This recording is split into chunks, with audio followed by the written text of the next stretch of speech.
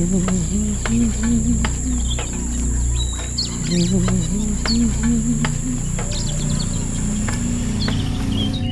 मेरा मुन्ना, ले मेरा मुन्ना।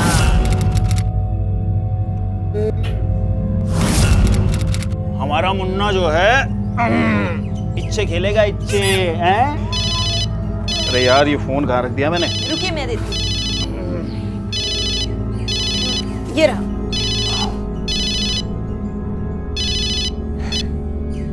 हेलो, हाँ राजकुमार बोल रहा हूँ। कहाँ? अच्छा ठीक है। अच्छा हेलो हेलो। यार यहाँ नेटवर्क की भी बड़ी समस्या है। कहीं बाहर जा रहे हो क्या? हाँ हाँ जाना है। बहुत बड़ी न्यूज़ मिली है। ऐसी क्या न्यूज़ मिली? अरे देखना प्रभा, इस न्यूज़ के बाद तुम्हारा पति महान पत्रकार बनेगा, महान पत्रकार। ओ मेरा कैमरा कहाँ है? 1 मिनट में दे रही। ये रहा। प्रभा अगर तुम ना होती ना तो ना जाने इस भुलक्कड़ का क्या होता। जब अखबार में कल तुम्हारा बड़ा सा नाम आएगा ना, तो मैं अपनी बहनों को बताऊंगी कि देखो मेरा पति कितना बड़ा आदमी। तब ना हम दोनों भी शहर जाकर रहेंगे। एक दिन का इंतजार और कर ले प्रभा, उसके बाद देखना ये सारे के सारे लोग यहाँ खुद चल के तेरे पास आएंगे। नहीं तो मेरा नाम बदल देना। क्यों मुन्ना, क्यों छोटे रिपोर्टर हैं? शाम तक आ रहा हूँ मैं ना।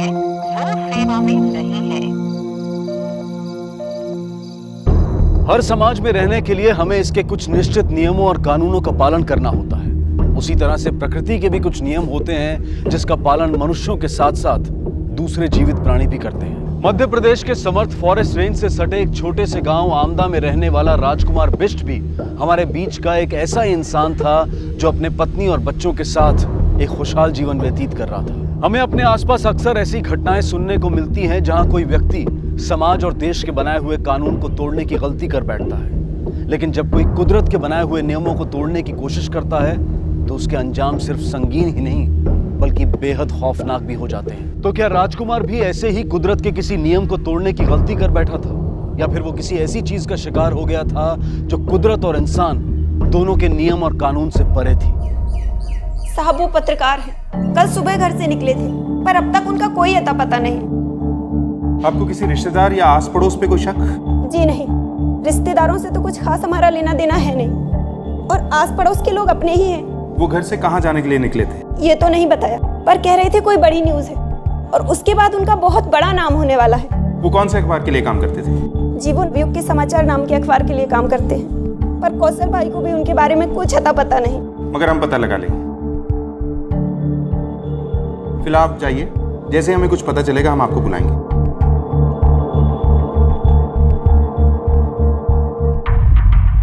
देखिए, वो हमारे अखबार में काम नहीं करता था। लेकिन उसकी बीवी बता रही थी कि वो आपके ऑफिस में ही काम करता है। देखिए, वो पत्रकार तो था नहीं, पर हाँ, उसे पत्रकार बनने का शौक बहुत था और खुद को फ्रीलांसर पत्रकार भी कहता था। और ऐसी ऐसी फोटो और न्यूज लेकर आता था कि पूछिए मत। वैसे वो कौन सी न्यूज थी जिसे वो फॉलो कर रहा था? वो भांडेर गांव से कोई न्यूज थी, कॉल उसे वहीं से आया था।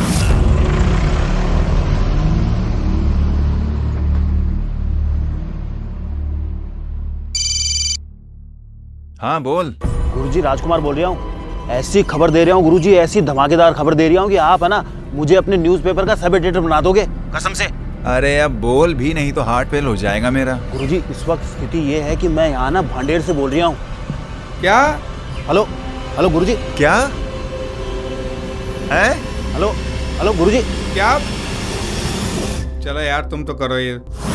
आपने जानने की कोशिश नहीं की कि वो कौन सी खबर थी जो वो आपको देना चाहता था? देखिए, मैं उसे इतना सीरियसली क्यों लेता? अब वो कोई न्यूज देता है क्या? या तो कहता है कि बकरी के चरने से 2 लोगों में मारपीट हो गई और एक का सर फूट गया। ये कोई न्यूज है? कॉल कितने बजे आया था? ये कोई 5 बजे शाम को। वो कौन था जो भांडेर में उसे न्यूज देता था? ये तो उसने कभी मुझे बताया नहीं और ना मैंने जानने की कभी जरूरत महसूस की। देखिए, इस वक्त हम जा रहे हैं। अगर राजकुमार से रिलेटेड कोई भी न्यूज मिलती है हमें तुरंत इत्तला कीजिएगा। जी, आप जैसा बोले। सर, अगर राजकुमार ऐसी छोटी मोटी न्यूज़ करता था तो उसके गायब होने के पीछे बड़ी न्यूज़ की बजाय कोई पर्सनल कारण हो सकता है। कई बार पर्सनल बातें भी न्यूज हो जाती हैं और न्यूज भी पर्सनल हो जाती है। कारण चाहे जो भी हो, पर हो सकता है राजकुमार के बारे में अगली न्यूज हमें भांडेर जाके ही मिले।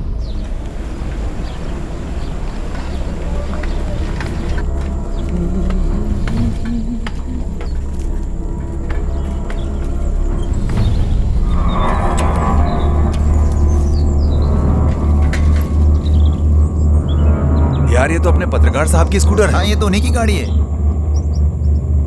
राजू भैया, राजू भैया। पत्रकार राजकुमार, अरे साहब, उनको कौन नहीं जानता।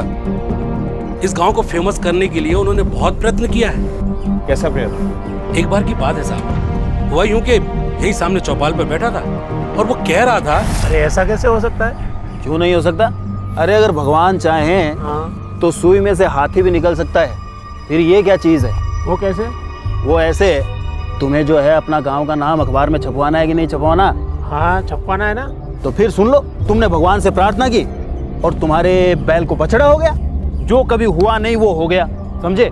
और फिर ये झन्नाटेदार खबर सुन के देश विदेश के लोग जो हैं तुम्हारे गांव को देखने आएंगे। तुम्हारा गांव भी फेमस हो जाएगा और इससे मेरा भी नाम हो जाएगा। क्यों भाई? सही है, सही। तो बोलो, ये नाम मतलब ये चीज छपवा दूं अखबार में? छपवा दो, भगवान के नाम पे छपवा दो। मगर उस अखबार का मालिक बहुत खराब आदमी था साहब। उसने वो खबर छापी ही नहीं। कल वो यहाँ आया था। साहब, कल दिखा तो था। लो, राजकुमार भैया भी आ गए। अरे भैया, भैया साहब, कुछ जल्दी में दिख रही है। दे वो सर, खबर है, पत्रकार का स्कूटर जंगल में देखा गया है। इन दोनों ने देखा है सर, 2 कोस दूर।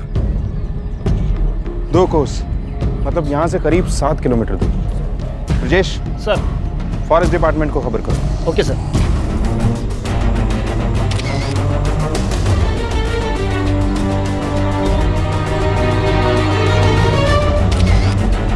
सर, मेरे को तो लग रहा है कि वो कुछ जंगली जानवर का शिकार बन गया होगा। लूटपाट या पर्सनल दुश्मनी का मैटर भी हो सकता है। एक काम करते हैं सर। सबसे पहले सब जगह अच्छी तरह से ढूंढते हैं, शायद हमें राजकुमार सही सलामत मिल जाए। सर,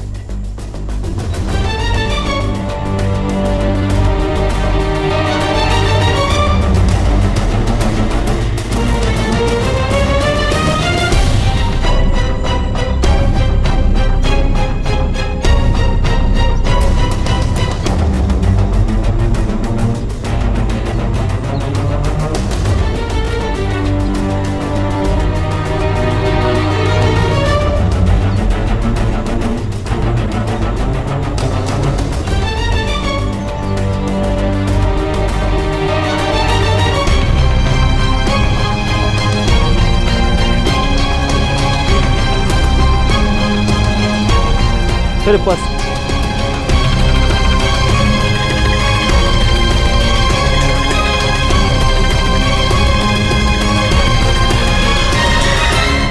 सर, ये काम लूटपाट के इरादे से नहीं किया गया है। अगर ऐसा होता तो अपराधी ये पर्स कैमरा लेकर फरार हो चुका होता।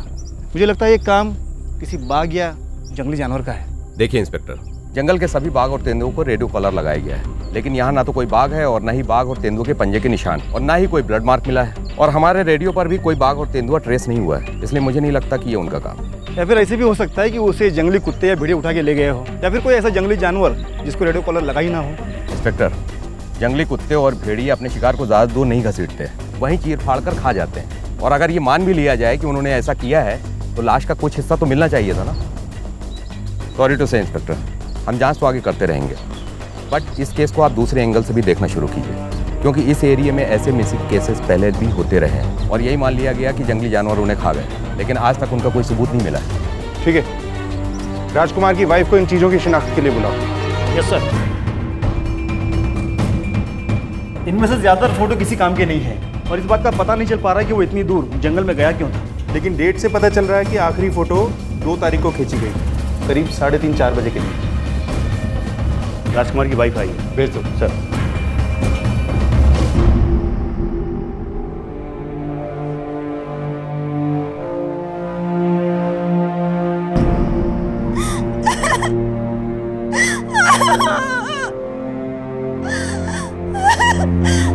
क्या हुआ साहब? सब ठीक तो है ना?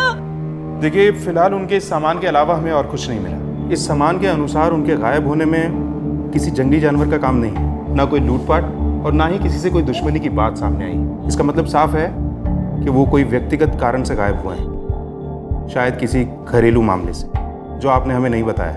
नहीं साहब, छिपाने वाली क्या बात है? हमारी तो शादी भी परिवार की मर्जी से हुई। कोई जमीन या प्रॉपर्टी का मामला? प्रॉपर्टी के नाम पर उनके पिताजी सिर्फ कर्जा ही छोड़ गए थे, जो कि धीरे धीरे करके चुका दिया है, और उनकी बहन की उन्होंने शादी भी कर दी है। अच्छा, उनकी किसी आदमी से कोई बात होती थी या पिछले कुछ दिनों में फोन पे किसी से बात करते हो? हाँ, रोज रोज तो नहीं, पर बीच बीच में बात करते थे। हेलो, हाँ सरपंच जी। हाँ हाँ, अरे सर आप उसकी फिक्र मत कीजिए, मैं हूँ ना। अरे सर मैं सबको संभालूंगा। हाँ हाँ सर। हेलो हेलो यार। अच्छा, सरपंच से किस काम को लेके बात करते थे वो? जी ये तो उन्होंने कभी नहीं बताया। ठीक है, आप जाइए, अगर हमें कुछ और पता चलेगा आपको तुरंत खबर करेंगे।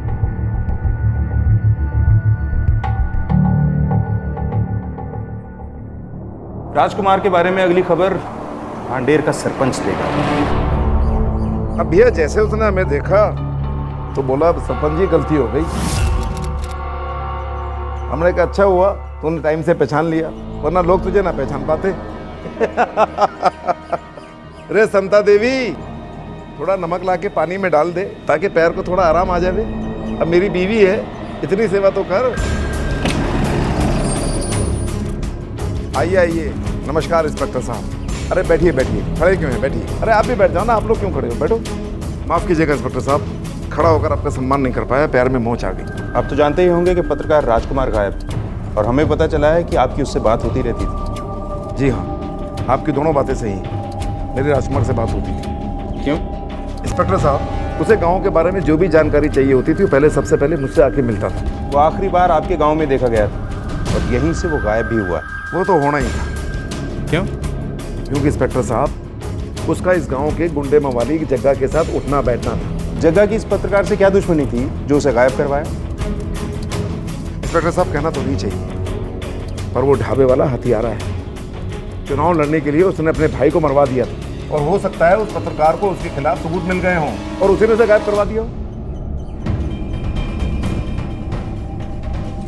ये कौन है? जी मेरा छोटा भाई है निरंजन, मेरा मंडी का सारा काम यही संभालता है। वो हमारी पत्नी है समता देवी।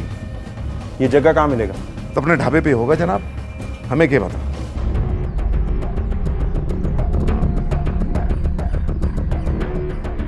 अरे उड़ा, खाना नहीं खाया साहब, चाय तो पी लीजिए। पत्रकार राजकुमार 2 तारीख से गायब है, क्या जानते हो उसके बारे में? हाँ, आया था 2 तारीख को हमारे पास। क्यों? दोस्त था साहब, आना जाना लगा रहता था। क्या बात हुई थी उससे? साहब कुछ खास बताया नहीं, बस अपने में ही लगा हुआ था। देख रहे छोरा, यो टाइम हो गयो, चौकीदारी भी करो। ओ भैया, अरे आओ नहीं, आओ आओ। क्यों पत्रकार महोदय, आज कुछ परेशान लग रहे हो? नहीं, बस ऐसे ही थोड़ा मूड खराब था। हैं काकई, मूड खराब? कहीं ले चलूं नहीं तुम्हारे मूड ठीक कराने? नहीं, देर हो रही है मुझे। ए सुनो ने, ए भैया, ए भैया। तू झूठ बोल रहा है। दरअसल तूने ही गायब करवाया उसे। अब क्या बात करते हैं? अब भला हम क्यों झूठ बोलने लगे साहब? दोस्त था। क्योंकि उसे तेरी असलियत का पता चल गया था कि कैसे तूने अपने भाई को मरवाया है। साहब अब समझा, आपको सरपंच ने भड़काया है ना साहब। राजकुमार का आना जाना था सरपंच के यहाँ, उसने कुछ काम दिया था उसको। तो अब ये भी बता दे कि क्या काम दिया था सरपंच ने उसे? कुछ बताया नहीं उसने। तो तुझे लगता है कि मैं तेरी इन बातों पे विश्वास कर लूंगा? अब अगर आपको मेरे पे यकीन नहीं है तो गांव से पूछ लीजिए, पूरा गांव जानता है इस बात को। पूछताछ तो मैं करूंगा, पर सच सामने आने के बाद किसी से कुछ पूछने के लायक नहीं बचेगा, याद रख।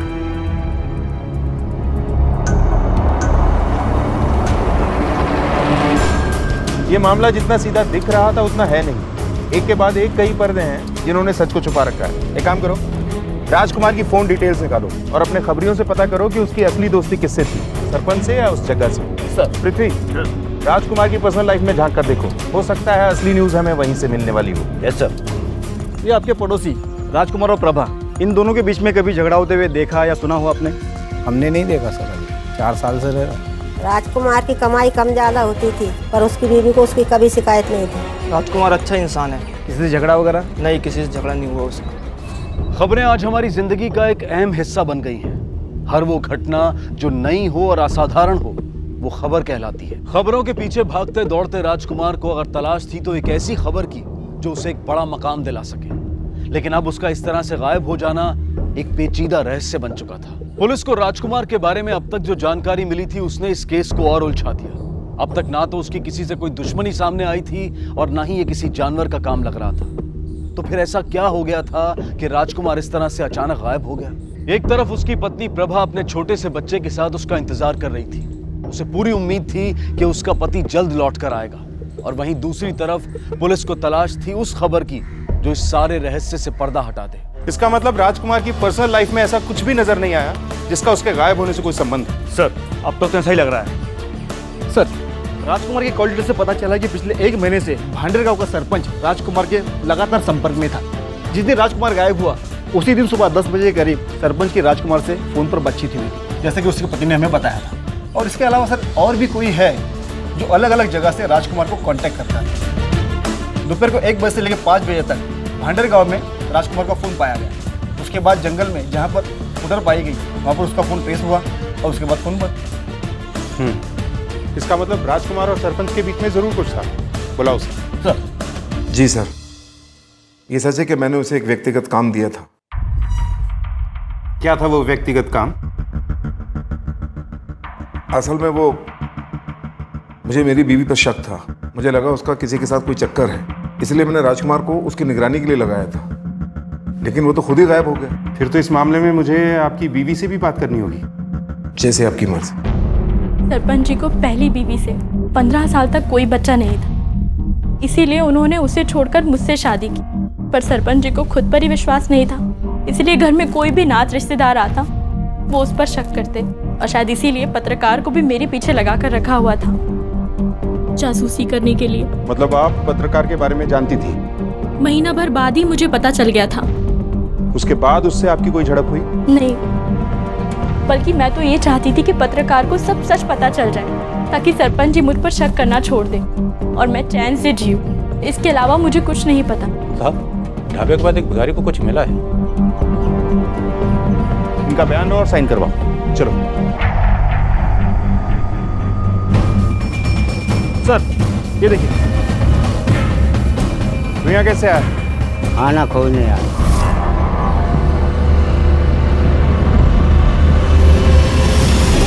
और कुछ मिला क्या यहाँ पे? नहीं सर। सर, लोगों ने ढाबे को घेर लिया है, लगता है कोई बड़ा हादसा होने वाला है। तुम यही रखो, बाकी सब मेरे साथ आओ। जैसे ही पुलिस को जग्गा के ढाबे के बाहर कूड़े में इंसान का मसालों के साथ पकाया हुआ हाथ मिला तो गांव वालों को यह विश्वास हो गया कि उन्हें ढाबे में जानवरों के साथ साथ इंसानों का मांस भी परोसा जाता था। यह खबर सुनते ही सिर्फ भांडेर गांव ही नहीं बल्कि आसपास के इलाकों से बहुत सारे लोग वहां पर जमा होने लगे और देखते ही देखते उनका गुस्सा ढाबे वालों के खिलाफ फट पड़ा।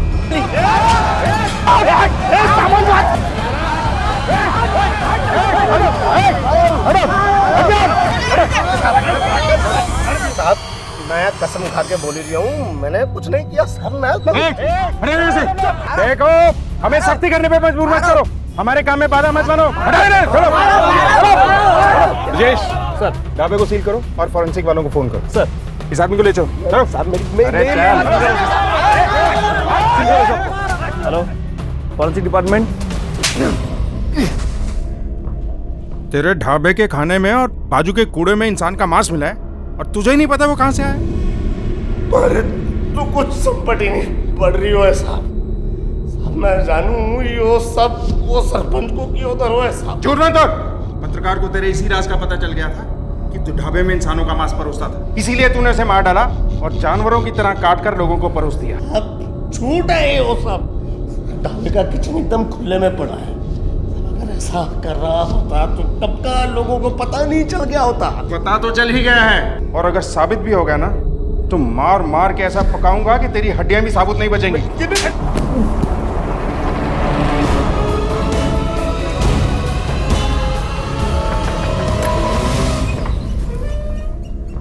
क्या हुआ? सब ठीक तो है ना? कुछ पता चला? देखिए, अभी तक हमने उम्मीद नहीं छोड़ी है। हमें बस आपके बच्चे का DNA टेस्ट कराना पड़ेगा। और वो किस लिए? ताकि हम किसी नतीजे पर पहुंच सकें।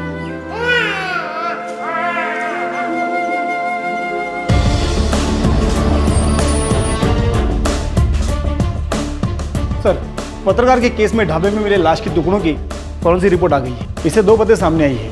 पहला ये कि ढाबे से बरामद कच्चे और पके गोश्त के सैंपल में इंसानी गोश्त नहीं पाया गया, और जो उंगलियां और हाथ हमने बरामद किया था वो पत्रकार का नहीं बल्कि किसी 25-30 साल की औरत का था, जिसकी हत्या 4 दिन पहले हुई थी, ठीक उसी दिन जिस दिन पत्रकार गायब हुआ था। लेकिन हमें पहले ये पता लगाना होगा कि वो औरत कौन थी और उसे किसने मारा।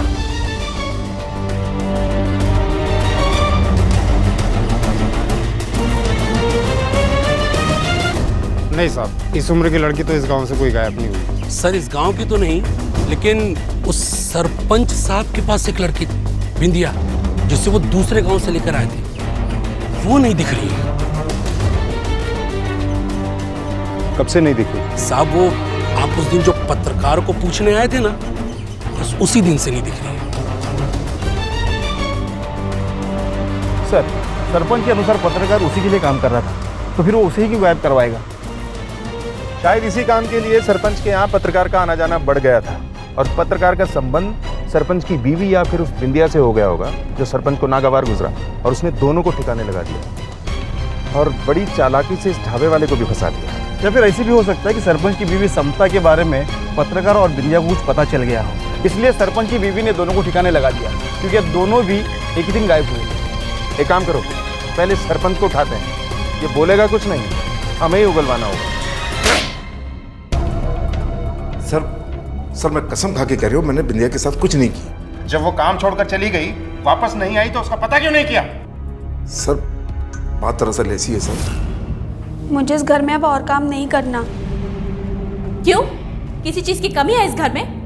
कपड़े मिलते हैं, खाना मिलता है और अलग से पैसे भी मिलते हैं। वो बात नहीं है, बस मुझे यहाँ अच्छा नहीं लगता। अच्छा, रुक जा, बताती हूँ तुझे। सुनिए, ये देखो, लेकर आए थे ना आप इसे, अब ये कह रही है इसे अच्छा नहीं लगता यहाँ पर। अरे ठीक है, उसका मन नहीं तो जाने दे उसे। बट फिर क्या हुआ? सर फिर वो बाद में ही तो हमें लगा कि वो काम छोड़कर चली गई। एक लड़की जो बिना बताए काम छोड़कर चली गई, तुमने ये तक पता करने की कोशिश नहीं की कि वो अपने घर पहुंची भी या नहीं? सर बात दरअसल ऐसी है कि उसके माँ बाप मर चुके थे, इसलिए हमने उसको अपने पास रख लिया था। वो बालिग हो चुकी थी, बड़ी हो चुकी थी, वो हमारे यहाँ काम करती नहीं करती उसकी मर्जी थी। फिर हम पूछते भी तो किससे पूछते सर?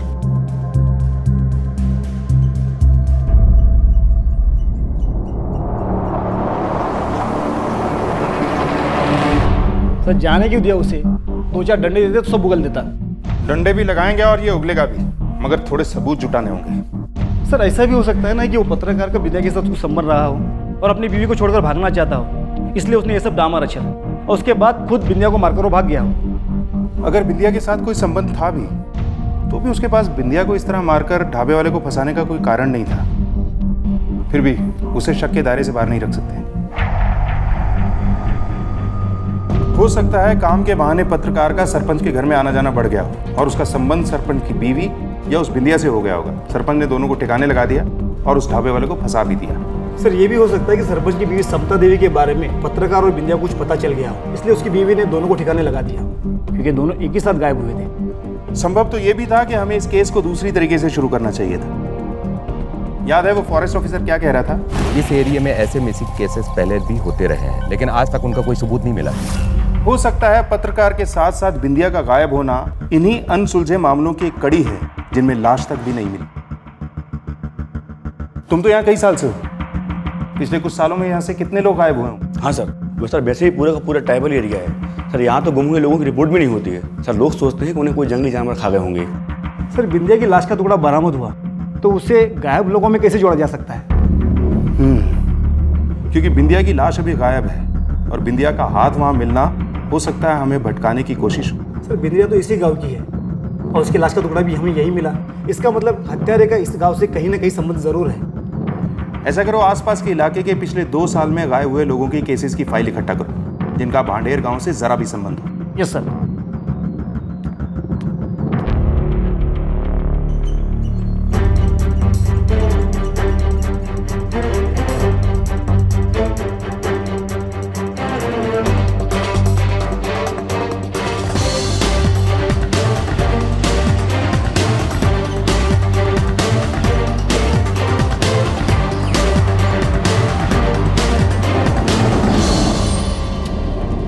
सर ये देखिए, पिछले 2 साल में आसपास करीब 7 से ज़्यादा लोगों की गायब होने की रिपोर्ट दर्ज है जिनका अभी तक कुछ भी पता नहीं चला। इनमें से 3 केसेस ऐसे हैं जिनका सीधा संबंध भांडेर गांव से था। एक काम करो, इन केसेस से जुड़े सभी गवाहों को बुलाओ, शायद इस बार कोई नई जानकारी मिले। सर जी, ये ब्रह्मा प्रसाद उस ढाबे वाले जग्गे का बड़ा भाई था। उसने पहली बार सालों से निर्विरोध चुने जा रहे सरपंच भगोई के खिलाफ चुनाव लड़ने का फैसला किया था। चोट करारी है।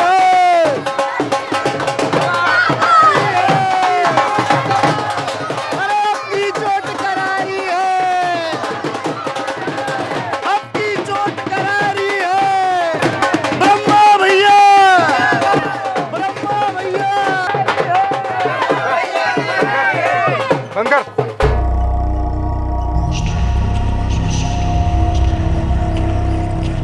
तेरी इतनी औकात के तू हमारे आगे खड़ा होगा?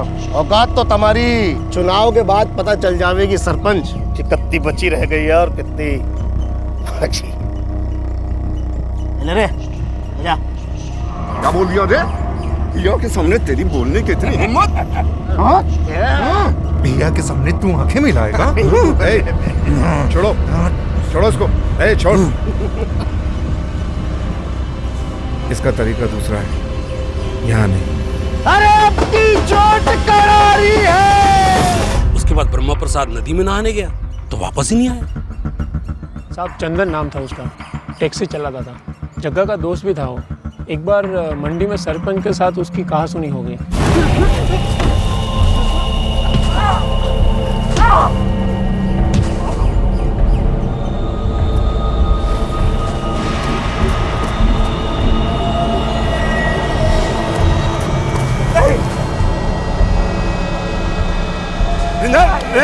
रुक जा, छोड़ दे, छोड़ दे, छोड़ दे इसको। ऐसे नहीं, अभी नहीं। चल। आखिरी बार वो ढाबे में दिखा था, उसके बाद नहीं दिखा वो। सरपंच के यहाँ एक बंगाली आदमी था जो हिसाब किताब का काम देखता था। बंगाली, मुझे शाम तक एक एक पैसा का हिसाब चाहिए। अगर सर मैंने आपको एक एक पैसे का हिसाब दिया है, मगर आप भूल भाल करेगा तो मैं क्या करेगा सर? चुप कर।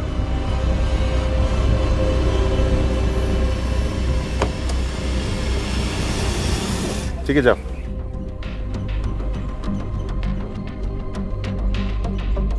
सर उसके बाद वो बंगाली भी गायब हुआ, बिल्कुल इसी तरह वो पत्रकार भी गायब है और बिंदिया भी। चाहे जो भी हो, मगर ये सच है कि पत्रकार गायब है और बिंदिया की मौत हो चुकी है। और इसके अलावा हमारे पास 3 नाम और हैं जिनका सरपंच के साथ झगड़ा हुआ और वो गायब हो गए। ये सारी बातें सरपंच पर शक करने की ठोस वजह हैं। इसलिए हमें अपना अगला कदम उठाना ही होगा, क्योंकि कोई ना कोई तो ऐसी जगह है जहां लाशों को ठिकाने लगाया जाता है। चलो। पत्रकार राजकुमार के साथ साथ सरपंच के यहाँ काम करने वाली एक जवान लड़की बिंदिया भी गायब थी। ढाबे के पीछे जो किसी लड़की के हाथ मिले थे, उसके बारे में पुलिस को सिर्फ शक था कि वो बिंदिया के हैं, मगर उस पर यकीन करने का कोई ठोस कारण नहीं मिल रहा था। इसलिए सवाल ये भी उठ रहा था कि क्या इन दोनों का एक साथ गायब होना सिर्फ एक संयोग था, या फिर ये दोनों एक साथ किसी दुर्घटना का शिकार हुए थे। क्या इस सब के पीछे सरपंच का हाथ था, या फिर उसकी पत्नी समता देवी का कोई षड्यंत्र? ये ढाबे वाले जग्गा की कारस्तानी थी, या फिर राजकुमार खुद कोई खबर गढ़ने की कोशिश कर रहा था जो पुलिस की जांच को किसी दूसरी दिशा में ले जाए? मगर दूसरी तरफ पुलिस अब तक मिली सारी जानकारी पर ना तो पूरी तरह से विश्वास करना चाहती थी और ना ही किसी संभावना को छोड़ना चाहती थी। इसलिए उन्होंने इस मामले को एक दूसरे एंगल से देखना शुरू किया, और उसके साथ अब कई दबे हुए राज भी सामने आने वाले थे। बोरियां सारी गोदाम में रखवा दी थी ना? रखवा दी थी मैंने।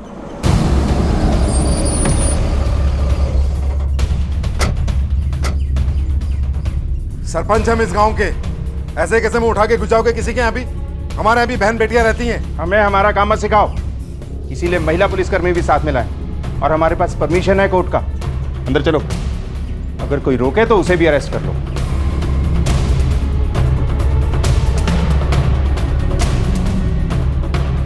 तलाशी लो पूरे घर की।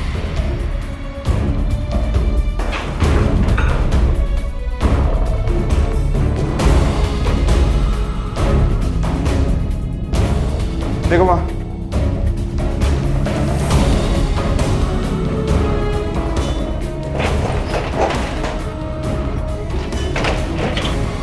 कुछ मिला? कुछ नहीं सर।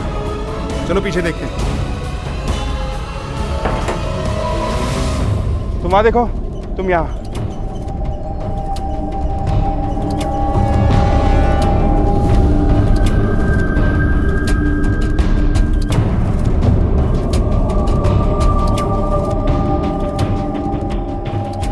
यहाँ कौन रहता है? मेरा छोटा भाई निरंजन। यहाँ क्यों? साथ में क्यों नहीं रहता है? सर हम लोग शाकाहारी हैं और उसे मांस मच्छी खाने का शौक है, इसलिए उसका चूल्हा अलग कर दिया है। अभी कहाँ है वो? वाटिका में, ज़्यादातर वहीं रहता है। वाटिका मतलब? सर उसे फूल और पौधे उगाने का शौक है, मंडी से आने के बाद वहीं चला जाता है। तो चलो उससे भी मिल लेते हैं।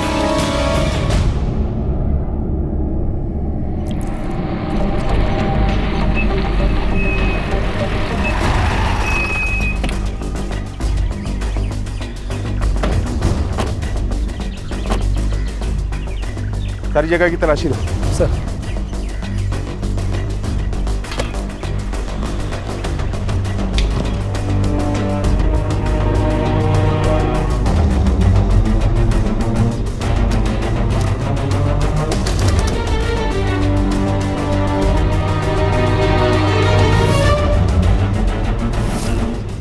ब्रजेश। Yes sir. ये अलमारियाँ खोलने की कोशिश करो, ना खुले तो ताला तोड़वा देना, मैं बाहर देखता हूँ। ठीक है सर।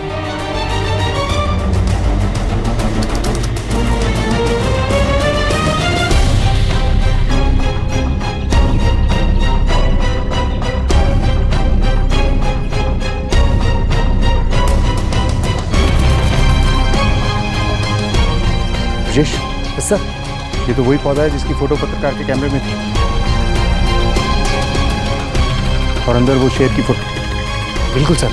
इसका मतलब पत्रकार के कैमरे में जिस जगह आखिरी फोटो ली गई थी, ये वही जगह है। हाँ सर बिल्कुल। ले चलो इन्हें, वहीं पूछताछ करेंगे। चलो चल चल। देखिए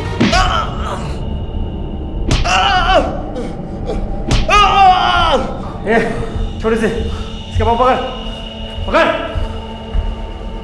और ऊपर।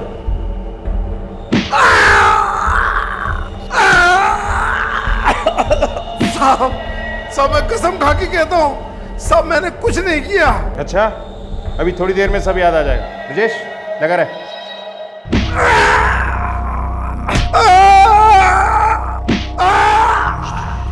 उन्हें सचमुच कुछ नहीं मालूम। जो भी करता था मैं खुद ही करता था, वो भी अकेले।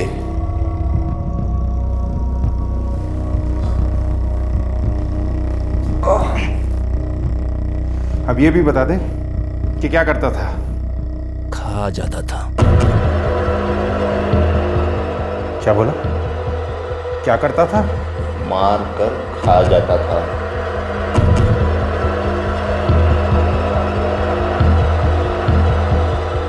मारने के बाद मुझे जीत का एहसास होता था। ऐसा लगता था कि मैं जंगल का कोई शेर हूं जो अपने शिकार को मारकर खा जाता है। कब से चल रहा था ये सब? सबसे पहले भिया के साथ एक आदमी को मारा, उसे वहीं वाटिका में गाड़ दिया। बहुत मजा आया। उस रात तबीयत की नींद आई। फिर जब पता पड़ा कि बंगाली ने भैया के साथ बदतमीजी की,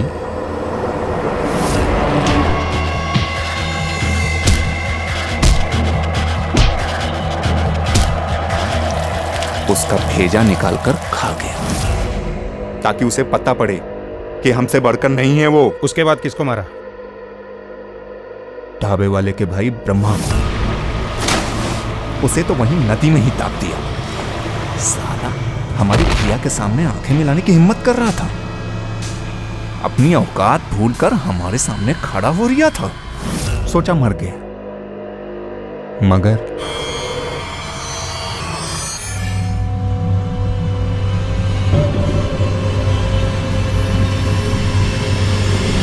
इसीलिए उसके भेजे के साथ उसका जिगर भी पका डाला था मैंने। और फिर इसमें मजा आने लगा। ऐसा लगने लगा जैसे जंगल का राजा शेर होता है, वैसे ही हम भी राजा हैं। जो सामने आएगा मार कर खा जाएंगे। उसके बाद जिसको मारा उसका भेजा खा गया। सच बोलूं तो भेजे से ज्यादा स्वाद दुनिया के किसी चीज में नहीं है। और वो पत्रकार, उसके साथ क्या हुआ था? पत्रकार ने बिंदिया को पैसे का झांसा देकर भाभी की जासूसी करने के लिए अपने साथ मिला लिया था। बाद में बिंदिया को मेरे बारे में सब पता चल गया। उसने जाकर पत्रकार को मेरा सारा राज बक दिया। पत्रकार को ढेर होशियारी सूझी। उसको लगा कि इससे बड़ी न्यूज कुछ हो ही नहीं सकती, और वो बिंदिया के साथ मिलकर भाभी की जासूसी छोड़ मेरी जासूसी करने लगा। फिर मैंने बिंदिया को पकड़ लिया और उसी से फोन कराया और पत्रकार को जंगल में बुलवाया। हाँ भैया, हम ये जंगल में बड़े बरगद के पेड़ के नीचे खड़े हुए हैं। अच्छा ठीक है। हाँ, हमें बहुत जरूरी काम है, जल्दी से आ जाओ। Hello hello.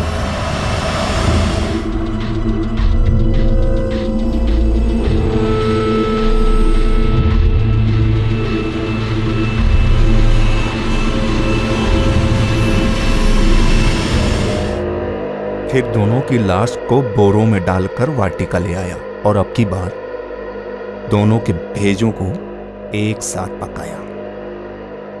लाश के बचे हुए टुकड़ों को कहाँ फेंकता था तू? फेंकता क्यों, वहीं वाटिका में गाड़ देता था। खाद बन जाते थे तो फूलों का रंग निखर कर आता था। जानवर भी अपनी जात के जानवर का शिकार नहीं करते। तो जानवर कहलाने के लायक भी नहीं।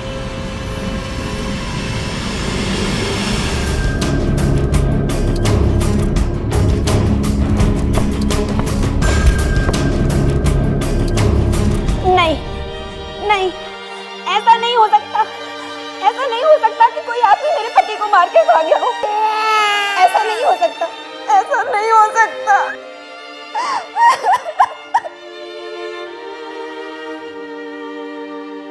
इंसान और जानवर के बीच में सबसे बड़ा फर्क इंसान का दिमाग नहीं बल्कि उसका विवेक होता है, जो उसे सही और गलत के बीच फर्क करने की ताकत देता।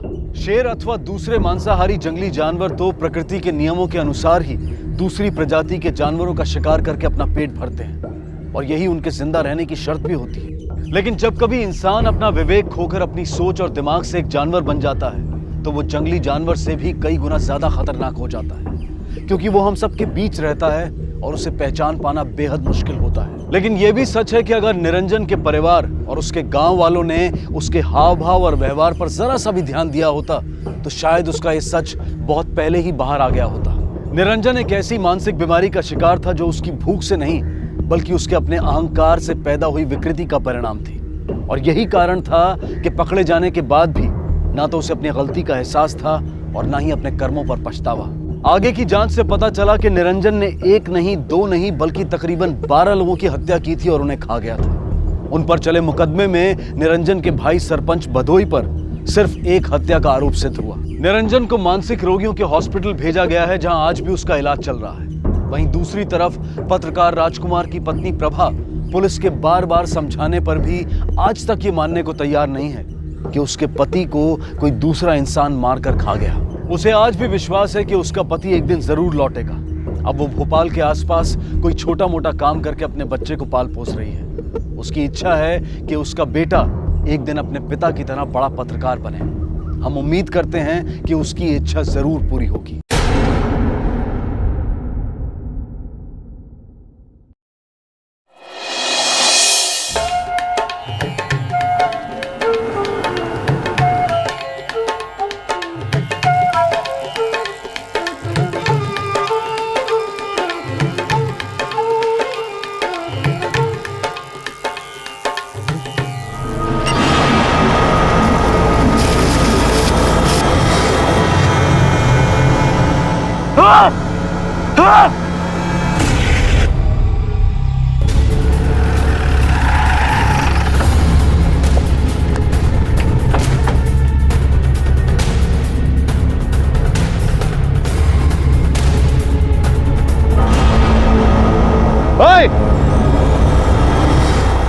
क्या कर रहा है? रोक! पकड़ उसे! यार रोक! क्या कर रहा है? रोक!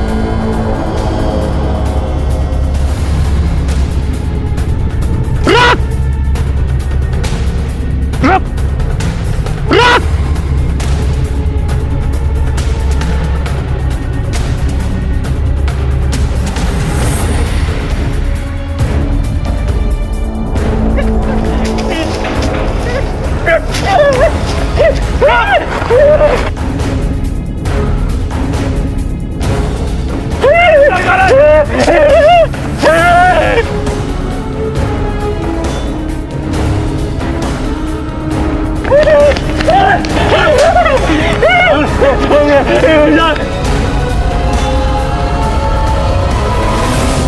सर, ये रहा।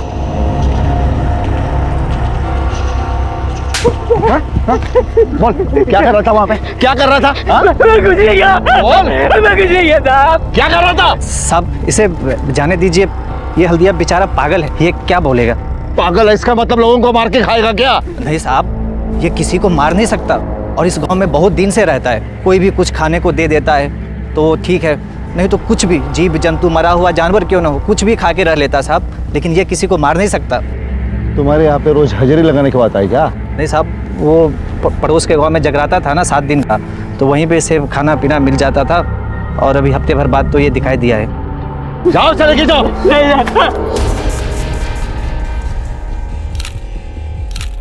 सर, कपड़ों को देख के लगता है कि किसी अच्छे घर की थी।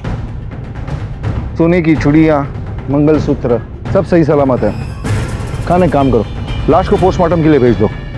बाकी के सवालों के जवाब वहीं से मिलेंगे। साहब, सर, इस लड़की की उम्र करीबन 23 साल की है। इसकी हत्या 3 दिन पहले यानी 20 की रात को हुई है। इसके सिर पर पत्थर जैसी किसी चीज से वार किया गया है। इसके साथ कोई जोर जबरदस्ती हुई है? नहीं सर, क्योंकि स्ट्रगल के कोई निशान नहीं है, कोई खरोच भी नहीं है। इसकी डिटेल रिपोर्ट कब मिलेगी? तकरीबन 10 दिन बाद। हाईवे के पास पुलिस को एक युवा लड़की की लाश मिली जिसे एक मानसिक रूप से बीमार आदमी चबा रहा था। पुलिस के लिए भी यह दृश्य रोंगटे खड़े कर देने वाला था। जिस्म पर पड़े अनछुए जेवरों को देखकर यह साफ पता चल रहा था कि यह हत्या पैसों के लिए नहीं की गई थी। पोस्टमार्टम की रिपोर्ट से 2 बातें साफ हो गई थी। पहली ये कि सर पर पीछे से वार करने की वजह से लड़की की मौत हुई थी, और दूसरी अहम बात कि लड़की के साथ किसी किस्म की कोई जबरदस्ती नहीं हुई थी। मगर वो लड़की थी कौन? वहां क्या कर रही थी? अकेली आई थी या किसी के साथ आई थी? और उसे क्यों मारा गया? क्या वो मासूम किसी की निजी दुश्मनी का शिकार हुई थी? हम नहीं मारा साहब, हम नहीं मारा, हमको भूख लगा तो हमसे खाया था। सर इतना मार खाने के बाद भी कुछ उगल नहीं रहा है, छोड़ दें। नहीं, रहने दो, थोड़ी हवा खाने दो, शायद सुर बदल दे। खान आसपास के पुलिस स्टेशन में पता करो, कहीं कोई मिसिंग रिपोर्ट तो दर्ज नहीं है। साहब भूख लगा तो खाया थे साहब। सर लाश का हुलिया समस्तीपुर के पुलिस स्टेशन में दर्ज एक मिसिंग रिपोर्ट से मिलता है। ये देखिए, 2 दिन पहले किसी भूषण सिंह नाम के आदमी ने रिपोर्ट लिखाई थी कि उनकी बहू नीलम 3 दिन से गायब है। बुलाओ मैं। सर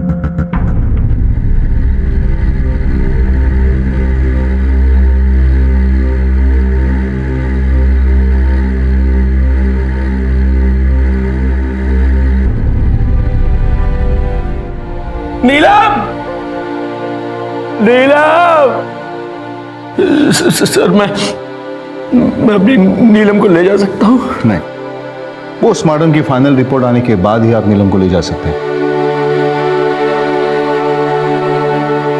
मिसिंग रिपोर्ट आपने 2 दिन बाद लिखवाई थी। घर पे झगड़ा हुआ था क्या? नहीं सर। अच्छा, ये एक बात बताइए कि आपके अपने पत्नी के साथ कैसे संबंध है? खुशकिस्मती थी हमारी कि हमारी शादी उससे हुई थी, बहुत ध्यान रखती थी हमारा। आपकी उनसे आखिरी बात क्या हुई थी? आई जी, नाश्ता तैयार हो गया है। अच्छा, ईका, आपको काम पर नहीं जाना है क्या? जी काम वाम तो होता रहेगा, यानी हमसे बतिया भी तो लीजिए।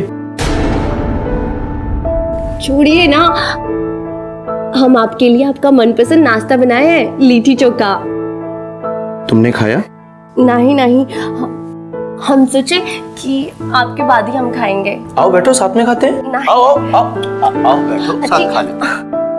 खाना जल जाएगा। समझ में नहीं आ रहा है कि इतना घिनौना काम कर कौन सकता है। कमाल है सज्जन सिंह जी, वाकई में सब कुछ इतना अच्छा था तो ये मर्डर हुआ ही क्यों? तहकीकात में एक बात साफ निकल कर आई है कि ये मर्डर ना रेप की वजह से हुआ है ना लूटपाट। अगर मर्डर की वजह हो सकती है तो वो है दुश्मनी। जिस तरह से लाश को जलाया गया है, उसे ऐसा लगता है कि हत्यारा उसे पहचान रहा था, इसीलिए वो उसकी पहचान मिटाने के लिए लाश को जलाना चाहता था। इससे यह लगता है कि खून किसी पहचान वाले ने ही किया है। और आप तो कहते हैं कि आपको किसी पे शक नहीं है या किसी के साथ दुश्मनी नहीं है। ये बात तो हमारी खोपड़ी में समझ में नहीं आ रही है कि आखिर उस बेचारी को कौन मार सकता है। इंस्पेक्टर साहब, बचपन में ही माँ को खो दिया था उसने। मुझे ही अपनी माँ मानती थी, कहने को तो बहुरिया थी पर बेटी से कौनो कम नहीं थी। क्या बच्चों की तरह हरकत कर रही है तू? छोड़, बस बस बस बस बस। लगते हो ना एकदम हीरोइनिया। अभी सज्जन के बाबूजी देखेंगे तो क्या कहेंगे? क्या कहेंगे? यही कहेंगे कि मेरी दुल्हनिया तो अभी तक जवान है और हम तो कभी गौर ही नहीं किए। क्या पता था कि हमारी किस्मत में बहू का सुख ही नहीं है। अच्छा एक बात बताइए, जिस दिन आपकी बहू गई, आपसे कुछ बात हुई थी उसकी? उस दिन तो किचन में खाना बनाने की तैयारी कर रही थी। क्या कर रही है बहुरिया? माँ जी, सब्जी काट दिए हैं, बस अब भी छौंक लगाए देते हैं। अरे ये सब्जी रहने दे, छौंक हम लगा देंगे। तू जाके बगीचा में पानी डाल, नहीं तो आज सज्जन के बाबूजी हमका फिर गरियाएंगे। जी माँ जी, अभी डाले देते हैं। आधे घंटे बाद जब हम बगीचे में गए तो वहाँ नीलम थी ही नहीं। हमका लगा कि बहुत धूप हो गया है, पेड़ों को पानी देकर वो अपने कमरे में गई होगी।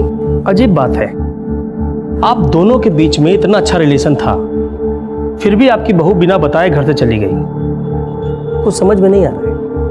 क्या बताएं इंस्पेक्टर साहब, हम भी इसी सोच में हैं। अपने बहू को मोबाइल नंबर दीजिए। इंस्पेक्टर साहब, नीलम के पास कोनो फोन नहीं था, जरूरत ही नहीं थी ना। घर में सब चीज की सुविधा थी, अगर जरूरत होती तो हमारा ले लेती ना, पर ऐसा अक्सर होता नहीं था। देखिए, शहर के पार्टी अध्यक्ष हैं हम, पटना गए थे पार्टी काम से। जब वहां से वापस आए तो मालूम पड़ा कि हमें बहुरिया गायब हो गए। बहुत परेशान हो गए हम, कैसे कैसे हमने रात काटी हम जानते हैं। तो सुबह होते ही हमने पुलिस को इन्फॉर्म कर दिया और रिपोर्ट लिखवा दी। रूल रेगुलेशन तो हम भी जानते हैं, ऐसे ही पार्टी अध्यक्ष थोड़ी बन गए। अध्यक्ष जी, आपकी बहुरिया का मर्डर हुआ है, किसी पर तो शक होगा आपको। आपकी सियासत में कोई ना कोई तो ऐसा दुश्मन है जो आपके परिवार के साथ बदला लेना चाहता है। हमारा पूरा लाइफ सबके सामने है, ओपन है, तो पब्लिक हमें बहुत लाइक करती है, बहुत प्यार करती है। हमारे ख्याल में तो ऐसा कोई भी नहीं है। वो तो है, पब्लिक आपको लाइक करती है, पर कोई ना कोई तो ऐसा है जो आपकी बहू नीलम को डिसलाइक करता है, वरना आज आप यहाँ नहीं होते अध्यक्ष जी। 20 तारीख को आप कहाँ पे थी? सर हम उस दिन कॉलेज गए थे, मेरा एक्स्ट्रा लेक्चर का क्लास था, और जैसे ही हम कॉलेज से घर लौटे तो माँ ने कहा कि नीलम भौजी घर में दिखाई नहीं दे रही। तो मैंने कहा, अरे चिंता काहे करती हो, जहाँ होगी आ जाएगी। वो मेरी भौजी ना थोड़ी सोशल टाइप थी, तो मुझे लगा कि आस पड़ोस में चली गई होगी, लेकिन जब बहुत देर तक नहीं आई तो मुझे भी उसकी चिंता सताने लगी। फिर पता चला कि वो तो हमें हमेशा हमेशा के लिए छोड़कर चली गई। Sorry sir. आप दोनों ननद भौजाई के बीच में रिश्ता कैसा था? सर ननद भौजाई का तो रिश्ता था ही नहीं, हम तो एकदम फ्रेंडली थे सर, बहनें जैसी। फिर भी आपको पता नहीं वो कहाँ जा सकती है? कोई रिश्तेदार, कोई पड़ोसी? सर हम उनसे कभी कुछ पूछते नहीं थे, वो हमसे बड़ी थी ना। क्या आपने उसके परिवार वालों को उसके गुमशुदगी के बारे में इन्फॉर्म किया था? इतना बड़ा बात हो गया कि हम उसको इन्फॉर्म नहीं करेंगे? रदीपुर में है उसका मायका, अम्मा तो उसकी है नहीं, सिर्फ बाप है। खबर सुन के बहुत शौक हो गए वो। ठीक है सिंह साहब, अभी आप जा सकते हैं, लेकिन ये पटना मत जाइएगा, क्योंकि हमें आपकी फिर से जरूरत पड़ सकती है। अब दरोगा की बात कौन डाल सकता है? नमस्कार। रदीपुर में है उसका मायका, अम्मा तो उसकी है नहीं, सिर्फ बाप है। सर। खान, हमारा थाना क्षेत्र सुल्तानगंज समस्तीपुर और राधेपुर के बीचों बीच है, और नीलम की लाश राधेपुर के नजदीक मिली है। यानी कि यह मुमकिन है कि नीलम अपने बाप के घर जा रही हो या वहां से वापस लौट रही हो, उसी समय यह हादसा हुआ होगा। मगर जब तक हम किसी नतीजे पर नहीं पहुंचते तब तक हमें उनकी बातों को सच मानना पड़ेगा। नीलम अपने मायके गई थी या नहीं गई थी, यह तो हमें उसके मायके से ही पता चलेगा। Khan, yes sir. नीलम के ससुराल के सभी फोन नंबर्स के रिकॉर्ड्स निकलवाओ। सर।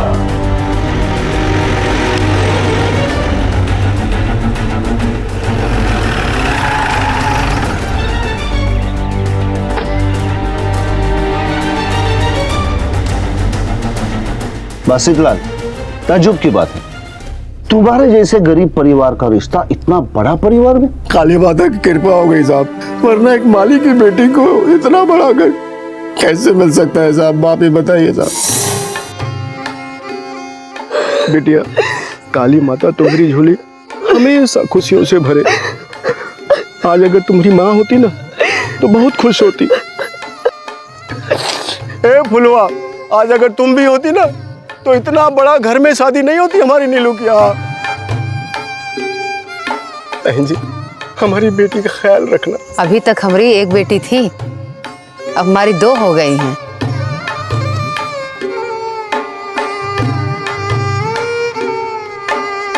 भैया, बहुत ही ऊंचे परिवार में आपकी बेटी का ब्याह हुआ है, वो भी बिना कोई लेन देन। पिछले जन्म में जरूर कोई अच्छे कर्म किए होंगे बेटी ने। अच्छा, ये शादी तेरी मर्जी से हुई थी कि तेरी बेटी की मर्जी से?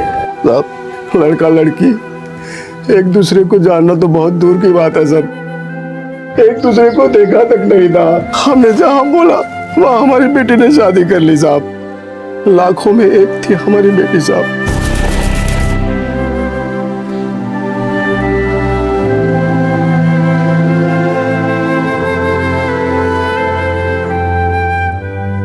भगवान ने ऐसा क्यों किया?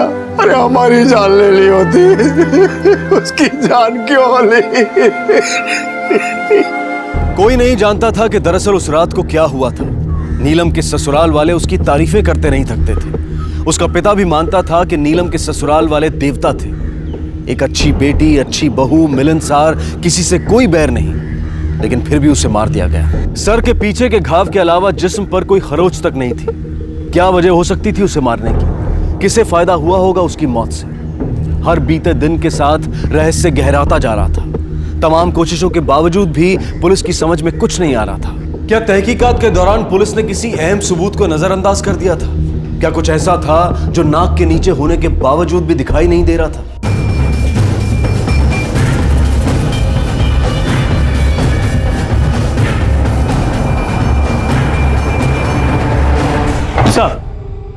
सर नीलम के ससुराल वालों के फोन नंबर्स की जांच कर ली है। 2 बातें सामने आई। पहला, 20 तारीख यानी जिस दिन नीलम की हत्या हुई, घर के सभी सदस्यों की लोकेशन ठीक वैसी ही थी जैसा उन्होंने हमें बताया, और घर का कोई भी सदस्य हत्या वाली लोकेशन के आसपास भी नहीं था। और दूसरी बात? सर, एक नंबर ऐसा है जिस पे घर के सभी नंबरों से बात होती थी। ये रहा।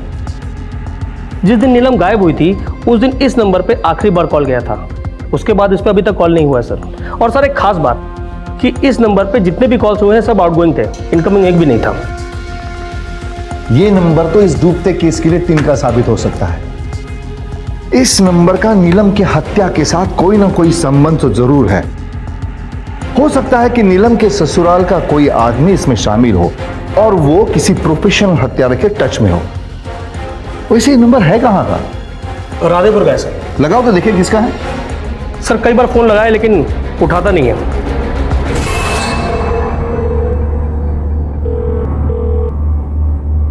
नहीं उठा रहा सर। इस नंबर के बारे में तो सिंह परिवार ही बता सकता है। अरे हम नहीं जानते हैं। जिस दिन याद आएगा बता देंगे दरोगा जी। और हमारा फोन तो ऑफिस में भी यूज होता है। किस किस पर नजर रखे हम? हमें भी नहीं पता सर, ये किसका नंबर है।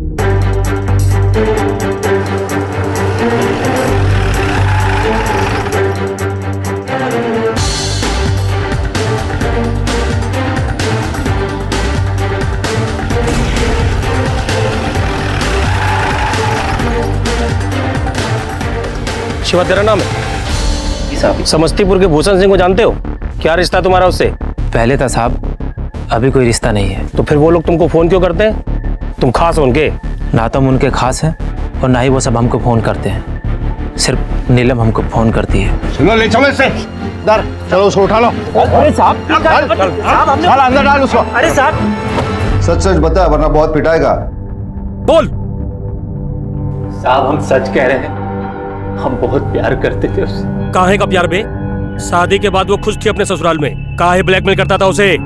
तू टच में था उसके? बोल सब कुछ सच। अरे साहब, हम कह रहे हैं ना, मुझसे बहुत प्यार करते थे। ब्लैकमेल काहे करेंगे साहब? अच्छा, तो वो फोन क्यों करती बार बार? उसने पैसा देना बंद कर दिया इसलिए घर से बाहर बुलाकर उसको मार डाला, या उसने रिश्ता रखने से मना कर दिया इसलिए उसकी जान ले ली? अरे नहीं साहब, नहीं, ये झूठ है साहब, ये झूठ है। आवाज नीचे। पुलिस स्टेशन है, तेरा घर नहीं। देख, तेरी भलाई इसी में है। सब कुछ सच सच बता दे हमें। सर, आप कुछ देख लिए, इसको मेरे पास छोड़ दीजिए। सब उगलवा दूंगा। अगर कितना भी मार ले, कितना भी डरा दे, यही सच है कि हम दोनों एक दूसरे से बहुत प्यार करते थे। हाँ, ये बात है ना कि नीलम वहाँ पे खुश नहीं थी, उस पर बहुत अत्याचार होता था साहब वहाँ पे, बस इसीलिए वो हमें फोन करती थी। फोन छीन लिया है। कहते अपने बाप के अलावा किससे बात करेगी, इसलिए तो कभी इसके और कभी उसके फोन से फोन करती हूँ। अरे हमने तुमसे पहले ही कहा था, काहे छोड़ छाड़ के सब कुछ वापस नहीं आ जाती है। हाँ,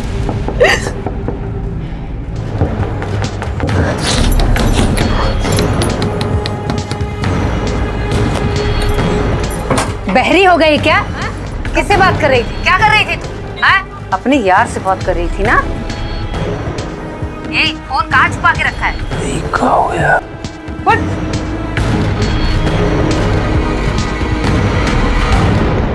अब की बार दरवाजा बंद करके बैठी ना तो तेरे हाथ पैर तोड़ दूंगी। तो कोई लाट साहब नहीं है जो दरवाजा बंद करके बैठेगी।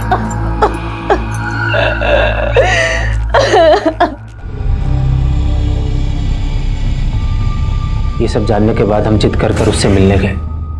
ये भगवान भी कुछ नहीं कर सकते अब। हमारे लालची बापू ने हमारी शादी नहीं करवाई, बेच डाला है हमें, बेच। तू चिंता न कर नीलम, भाग चलते हैं यहाँ से, दूसरे शहर। इतना बड़ा देश है, कोई नहीं पहचान पाएगा हमको। चल। तुम जानते नहीं हो हमारे घर वालों को, आसपास के सारे लोग कांपते हैं उनके नाम से। जितना हो सके ना दूर ही रहते हैं। तुम जाओ, पूरे टाइम नजर रखी जाती है हम पर। अगर किसी ने देख लिया ना हम दोनों को तो काट डालेंगे ये लोग। अरे तुम इस हालत में हम छोड़ के कैसे जा सकते हो? हमारा बात तो सुनो तुम।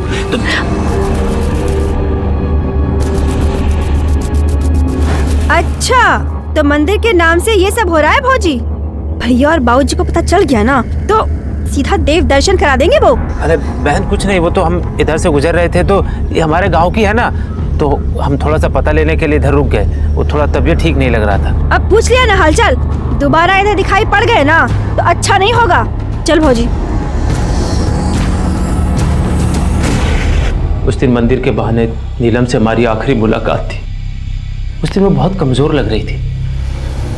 बीमार कर दिया था उन लोगों ने नीलम को। 20 तारीख को जब उसका हत्या हुआ तो तू किधर था मजनू? साहब मैं अपने घर पर था। उस रोज तुम दोनों में क्या बात हुई थी? उसका फोन आया था साहब, हमारे फोन का बैटरी खत्म हो गया था। हम उससे बात नहीं कर पाए। हमें नहीं पता था कि हमें इतनी महंगी कीमत चुकानी पड़ेगी इसकी।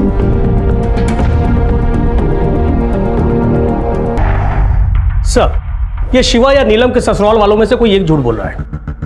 शिवा के फोन के रिकॉर्ड्स निकालो और पता करो कि 20 तारीख को जहां पर नीलम की लाश मिली थी उस जगह के आसपास वो मौजूद था या नहीं। नीलम की पोस्टमार्टम की रिपोर्ट 10 दिन में आने वाली थी।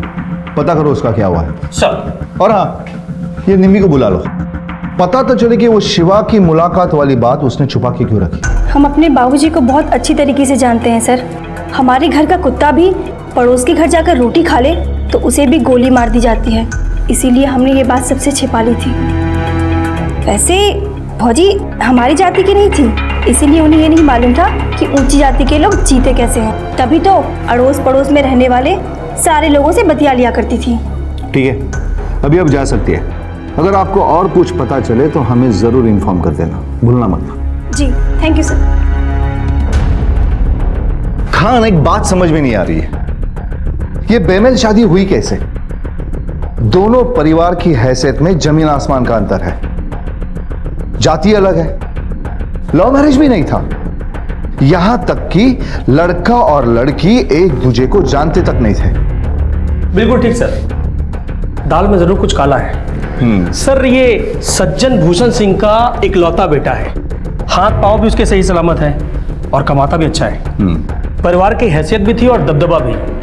इनको अपनी जाति में और हैसियत के हिसाब से लड़की मिल सकती थी, लेकिन ऐसा हुआ नहीं। सर, ऐसा भी हो सकता है कि प्यार में ठुकराया हुआ आशिक शिवा जानबूझ के मनगढ़ंत कहानी बना रहा हो बदला लेने के लिए। हो भी सकता है और नामुमकिन भी हो सकता है, क्योंकि बात कहीं ना कहीं शादी पे ही आ रही है। खान, पता करो ये शादी किसने करवाई थी। हो सकता है इस कत्ल का राज इस शादी में छुपा हो।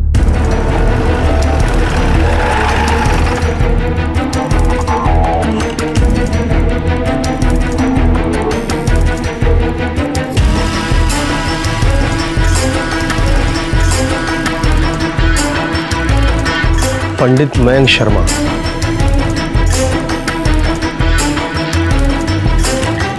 कैसे पहचानते हैं पंडित जी?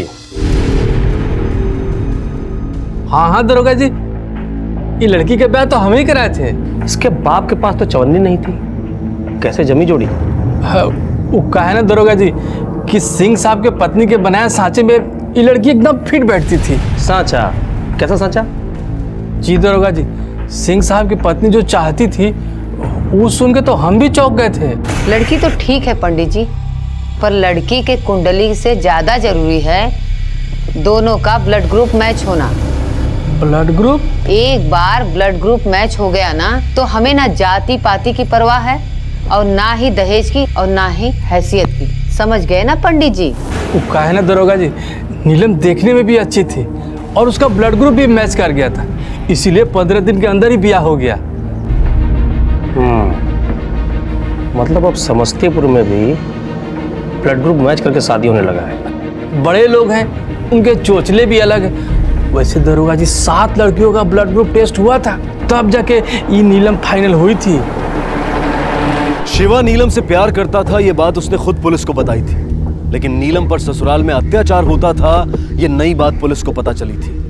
लेकिन ये बात एक असफल प्रेमी की मनगढ़ंत कहानी भी हो सकती थी।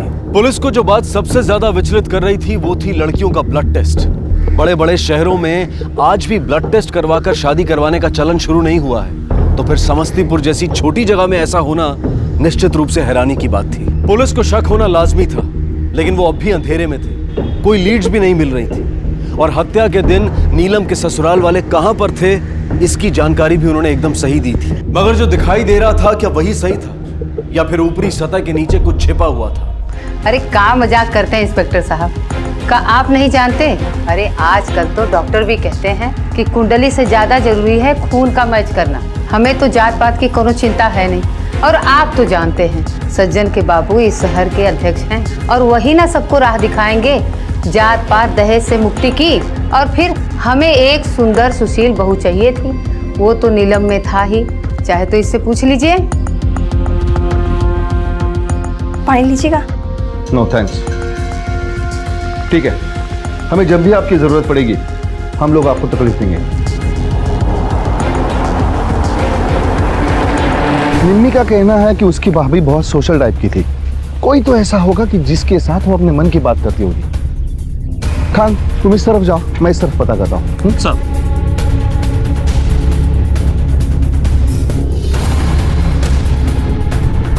हमने कहा ना हम ज्यादा बात नहीं करते थे।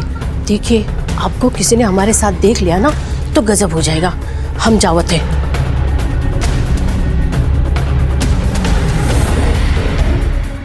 इंस्पेक्टर साहब, दरअसल बात यह है कि मैं अभी राधेपुरा का ही रहने वाला था। ये बात जब उसे पता चली तो अक्सर मुझसे मिलने के लिए मेरे घर आया करती थी। उस दिन जब वो मेरे घर आई थी ना तो वो डरी हुई थी। नीलम चलो पानी पी लो। नीलम, ये तुम्हारे हाथ को क्या हुआ?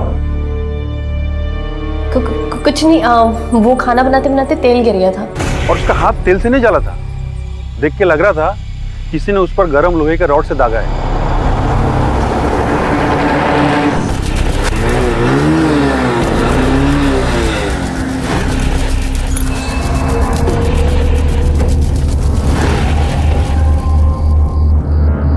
कहाँ जा रही थी?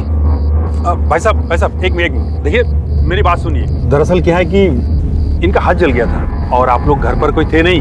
एक पड़ोसी होने के नाते मैं इन्हें हॉस्पिटल लेके जा रहा था। रात के वक्त पड़ोसी होके तुम अस्पताल लेकर जा रहे हो? हम लोग मर गए हैं का? अरे तेरा इमरजेंसी था ना तो हमको फोन कर लेते। क्या आपके पास फोन नहीं था क्या?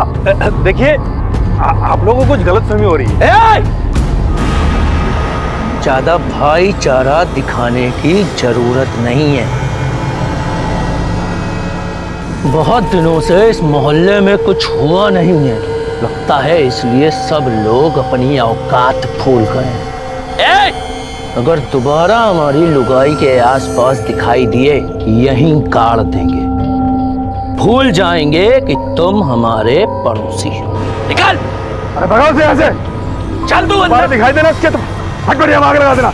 उसके बाद से मैं तो उससे बहुत दूर रहने लगा।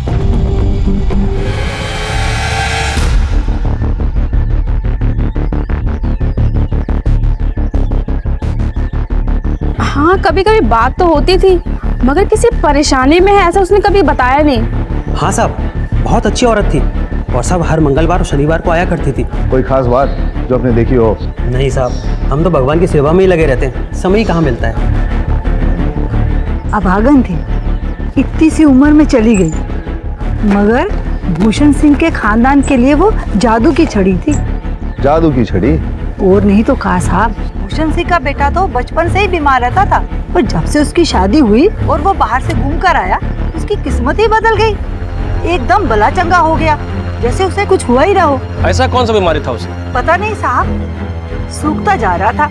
ऐसे लगता था जैसे ज्यादा दिन जिएगा नहीं, लेकिन अब तो वो एकदम मुटिया गया है। धन्यवाद। ऐसी कौन सी बीमारी है जो शादी के बाद तुरंत ठीक हो गई? ऐसा कौन सा खास ट्रीटमेंट मिला उसको शादी में? सर, ये नीलम के ससुराल वाले जरूर कुछ छुपा रहे हैं। और ये शिवा, नीलम का दोस्त, उसकी बातों में कुछ तो सच्चाई जरूर है।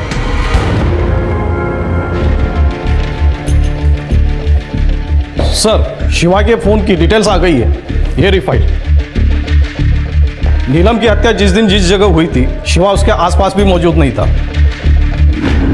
अभी छोड़ रहा हूं, पर इसके आगे तुम्हारा मोबाइल और बैटरी दोनों चार्ज रखना, वरना तुम्हारी बैटरी परमानेंट डाउन कर दूंगा।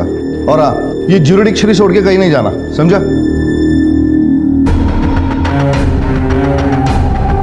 इसका नंबर सर्विलेंस पर डाल दो। खान, वो मंदिर वाली औरत कह रही थी कि सज्जन सिंह की तबीयत शादी के बाद अचानक ठीक हो गई। भूषण सिंह का बेटा तो बचपन से ही बीमार रहता था, पर जब से उसकी शादी हुई और वो बाहर से घूम कर आया, उसकी किस्मत ही बदल गई। एकदम बला चंगा हो गया, जैसे उसे कुछ हुआ ही ना हो। शिवा का ये कहना है कि जो नीलम शादी से पहले ठीक थी, वो शादी के बाद बीमार रहने लगी। बीमार कर दिया था उन लोगों ने नीलम को। अरे तुम इस हालत में छोड़ के कैसे जा सकते हो? पंडित जी ने भी कहा था कि ये शादी के लिए ब्लड टेस्ट बहुत जरूरी है। 7 लड़कियों का ब्लड ग्रुप टेस्ट हुआ था, तब जाके ये नीलम फाइनल हुई थी। मामला कुछ गहरा है। खान तुम एक काम करो, फॉरेंसिक वालों से बात करो और उनको पूछो कि नीलम की ये फाइनल पोस्टमार्टम रिपोर्ट कब आ रही है। कल शाम तक आ जाएगी। गुड सर, नीलम की पोस्टमार्टम रिपोर्ट आ गई सर।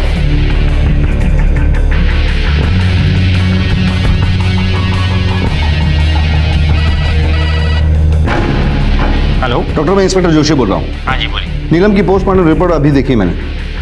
आप ये क्या कह रहे हैं? अरे श्योर? मैंने खुद जांच पड़ताल करके रिपोर्ट लिखी, उसमें कोई दो राय नहीं। लेकिन वो आदमखोर पागल का भी ये काम हो सकता है। नहीं, जो मैंने रिपोर्ट में लिखा है वही सत्य है।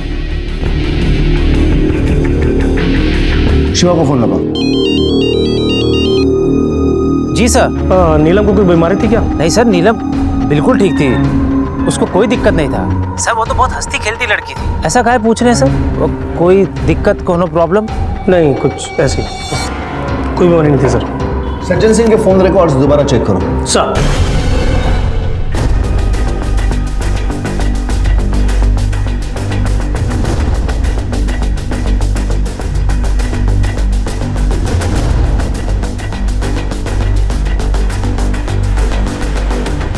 सर, मुजफ्फरपुर के निधिया रोग संस्थान का डॉक्टर 3 महीने से लगातार सज्जन सिंह के संपर्क में था। ये देखिए। खान, हमें इस केस की कड़ी मिल गई है। Let's go. ये सज्जन सिंह का 3 महीने का सो कॉल्ड हनीमून, कुछ तो गड़बड़ लग रहा है।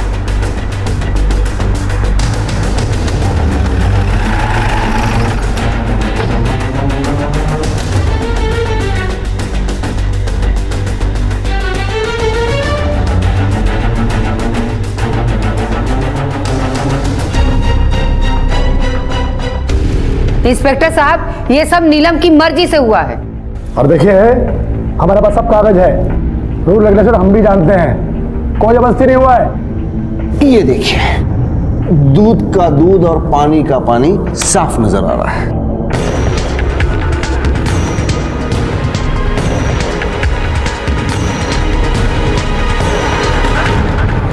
आप लोग नीलम को बेहोशी की हालत में अस्पताल ले गए। अब आप लोग ये कहेंगे कि वो बीमार हो गई, उसको अटैक आ गया, इमरजेंसी में उसका ऑपरेशन करना पड़ा। लेकिन क्यों? ऑपरेशन करने के लिए बेहोश करना पड़ता है, पता होगा आपको। अच्छा, तो अब आप डॉक्टर भी बन गए, हमें मेडिकल का ज्ञान दोगे? सुनते हैं खान। सर, पहचाने कि कराएं इंट्रोडक्शन। यही है ना वो डॉक्टर जिन्होंने ऑपरेशन किया था? और ये है नीलम के अंगूठे के निशान। जबकि नीलम पढ़ी लिखी थी, उसकी साइन नहीं ली, अंगूठे का निशान लिया। क्यों? हमने कोई धोखा नहीं दिया इंस्पेक्टर साहब। शादी से पहले उसके बाप से इस बारे में साफ साफ बात हुई। तो बस इतना ये तय हो गया कि तुम्हारी बेटी से हमारे बेटवा की शादी में ना तो हम कोई दहेज लेंगे, ना ही तुम्हारा 1 भी रुपया खर्च होने देंगे। सारा खर्चा हम उठाएंगे, ऊपर से तुमको 20,000 रुपया भी देंगे। लेकिन शादी के बाद तुम्हारी बेटी 1 किडनी अपने पति को दान देगी। जी जी जी जी, बिल्कुल बिल्कुल बिल्कुल। लेकिन हमारी एक प्रार्थना है आप लोगों से, अगर 20 का 50,000 कर देते तो। नहीं, हम नीलम को कानो कान खबर नहीं होने देंगे, हमरा यकीन कीजिए आप लोग। चलो ठीक है। ऑपरेशन के बाद जब वो होश में आई और उसको सच्चाई का पता चला, तो उसने आप लोगों के खिलाफ आवाज उठाना शुरू कर दी। लेकिन आप लोगों ने उसे डरा धमकाकर चुप कर दिया, उसको मारा पीटा भी। आखिर में उसका पूरा इस्तेमाल करके आप लोगों ने उसका मर्डर प्लान किया। नहीं, ये झूठ है सर, उसकी हत्या हमने नहीं की। मैं तो खुद उसे सब कुछ बता दी थी। आपने हमारे साथ इतना बड़ा धोखा कैसे किया? हमारा ऑपरेशन करवाया, वो भी हमारी बिना मर्जी की। आप कैसे मेरी जिंदगी के साथ खेल सकते हैं, बताइए। अरे सुर नीचे करके बात कर, जाके अपने बाप से पूछ। उसने सौदा किया था, तेरा सौदा, और जितना तय हुआ था उतना हमने दिया, तब जाके तेरा ब्याह हुआ है, वरना तेरी औकात थी मेरी बहू बनने की। नहीं, ऐसा बिल्कुल नहीं हो सकता। ऐसा ही हुआ है। हम खुद जाएंगे और पूछेंगे बापूजी से, कैसे कर सकते हो ये सौदा? ए सुन, अगर गई ना तो दोबारा लौट के बताना, ये 1 वे ट्रैफिक है।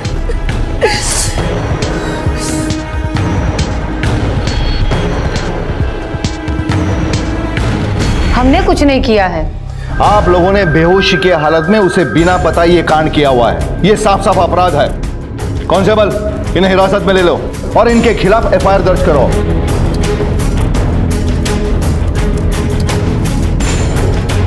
अब सवाल यह है कि नीलम का हत्यारा कौन? ये सब उस ससुरे शिवा नाम के लड़के का कसूर है। उसी ने मारा है उसे।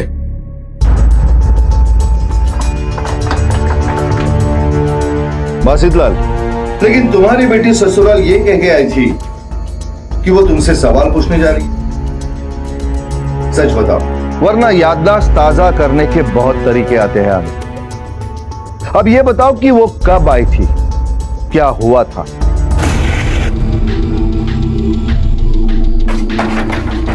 दरवाजा खोलो! दरवाजा खोलो!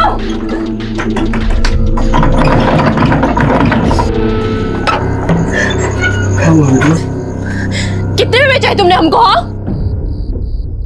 तुम इतना गिर सकते हो, हम कभी सोचे नहीं थे। देखो बिटिया, गरीबी ने हमें वैसे भी मार दिया है, और बेटा हम पता लगाए हैं तुम एक गुर्दा में भी जी सकती हो, पर तुम्हारा जीवन तो सुखी हो गया ना।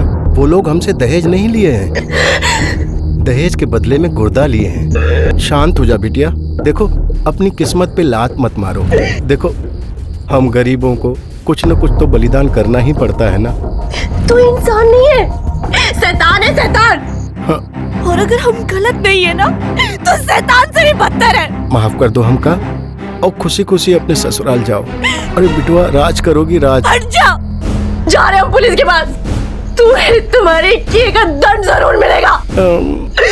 अरे बिटिया सुनो तो। उसके बाद वो यहाँ से चली गई क्योंकि उसका यार बाहर इंतजार कर रहा था। उसी ने मारा उसे, उसी ने मारा उसे।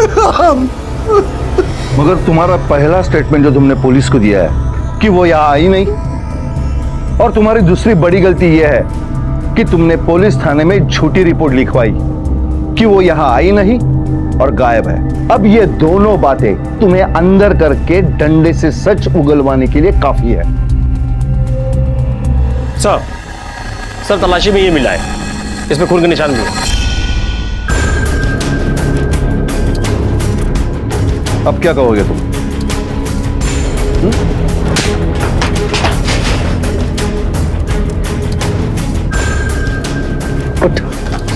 अब झूठ बोलने की जरूरत नहीं है। अब सच बता, वरना तब तक मारता रहूंगा जब तक तुम्हारी बोलती बंद नहीं हो जाती। बोल, कैसे मरवाया था उसे? किससे भेजा था उसे? बोल। तू इंसान नहीं है, शैतान है, शैतान। और अगर हम गलत नहीं है ना, तो शैतान से भी बदतर है। माफ कर दो हमका, और खुशी खुशी अपने ससुराल जाओ। अरे बिटुआ, राज करोगी राज। हट जा, जा रहे हूँ पुलिस के पास। तुम्हें तुम्हारे किए का दंड जरूर मिलेगा। अरे बिटिया सुनो तो।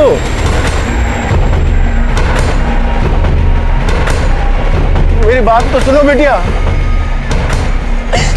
अरे क्या करने जा रही है तू? अरे रुक जा, अरे रुक जा बेटा। काहे अपनी और हमारी जिंदगी खराब कर रही है? सुखी रहेगी बेटा, रानी बन के राज करेगी।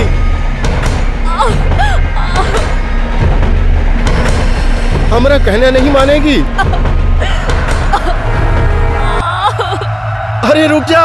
नहीं रुकेंगे हम, तुमको सजा दिलाकर ही रहेंगे।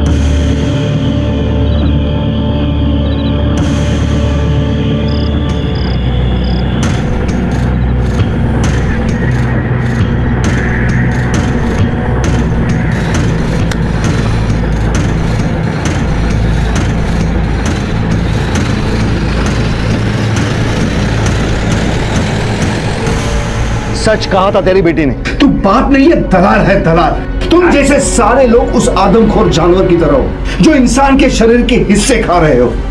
अब पीसो जेल में चपकी for murder, conspiracy of murder और इलीगल ऑर्गन ट्रांसप्लांट, समझे? इंसान के कर्म ही उसका नसीब तय करते हैं। बसंत लाल की शराब पीने की और दौलत की लत ने उसे इतना अंधा कर दिया था कि उसने अपनी ही बेटी की किडनी को दहेज के बदले बेच दिया। उसने ना सिर्फ नीलम की जिंदगी का बल्कि उसकी मौत का भी सौदा किया। शराब और दहेज दो ऐसे दीमक हैं जो हमारे समाज को नष्ट कर देते हैं। इसलिए बेहद जरूरी है कि ना तो हम किसी को दहेज लेने दें और ना ही देने दें। बसंत लाल सिंह परिवार और डॉक्टर को आईपीसी की धारा 120 के तहत क्रिमिनल कॉन्स्पिरेसी के लिए और इलीगल ऑर्गन ट्रांसप्लांट के लिए गिरफ्तार किया गया। साथ ही बसंत लाल पर हत्या के लिए धारा 302 और सिंह परिवार पर दहेज मांगने के लिए धारा 498A भी लगाई गई। ये जरूरी है कि हम ऐसे लोगों से सतर्क रहें जो हालात का बहाना बनाकर जुर्म करते हैं। अब मैं अनूप सोनी आपसे विदा लेता हूं, फिर मुलाकात होगी अगले एपिसोड में और खुलासा करेंगे एक और जुर्म का। तब तक अपना और अपने परिवार का ख्याल रखें और देखते रहें क्राइम पेट्रोल डायल 100। सबक एक को, सीख हम सबको। जय। क्राइम पेट्रोल के और भी दिलचस्प कहानी देखने के लिए हमारे चैनल को सब्सक्राइब करें और बेल आइकॉन दबाना न भूलें।